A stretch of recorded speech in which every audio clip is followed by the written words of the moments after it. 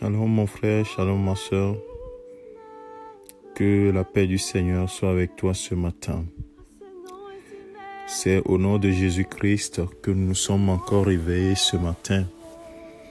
Et nous lui disons honneur, gloire, célébration et merci Seigneur pour le souffle de vie. Et nous voulons être reconnaissants pour l'œuvre qu'il a accomplie encore dans notre vie, en nous donnant l'occasion de vivre. Et nous devons être reconnaissants, bien-aimés de Dieu.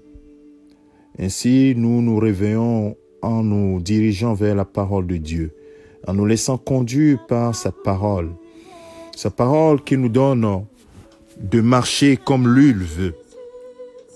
Et écoutons bien ce que le Seigneur, par l'apôtre Paul, va dire à l'église de Rome, dans Romains chapitre 12.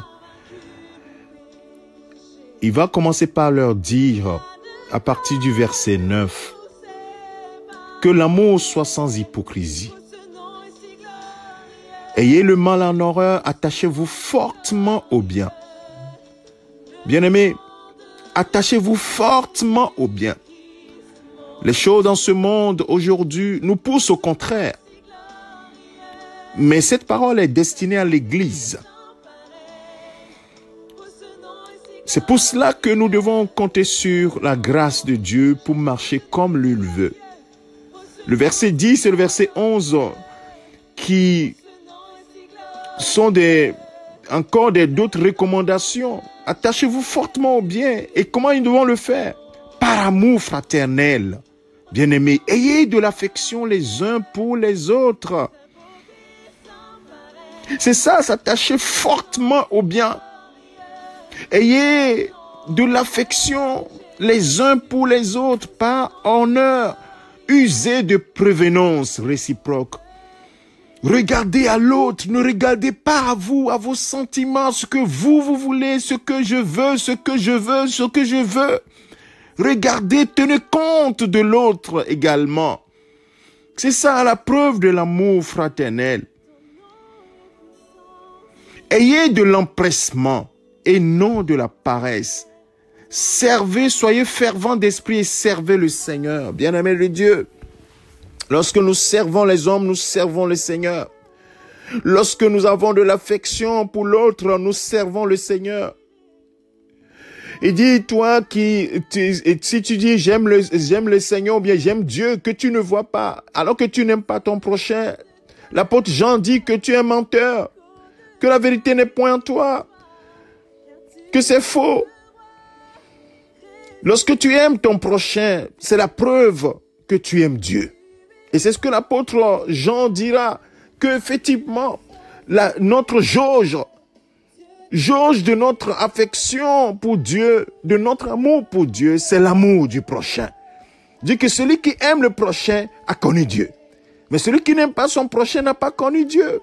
Oh, bien-aimé de Dieu, dans ce monde trouble, nous devons revenir à la parole de Dieu, à cette parole qui est pure, qui nous montre véritablement le chemin. Ça ne nous plaît pas, mais c'est ça qu'il faut faire. Attachons-nous fortement au bien, bien-aimés de Dieu. L'amour fraternel, c'est d'abord ça que nous devons cultiver. L'amour de Dieu. Le Saint-Esprit est là pour répandre l'amour de Dieu dans notre cœur.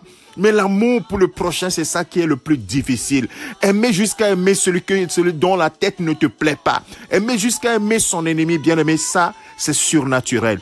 Et il n'y a que le Saint-Esprit qui peut nous aider à le faire. Et c'est ça, marcher avec Dieu.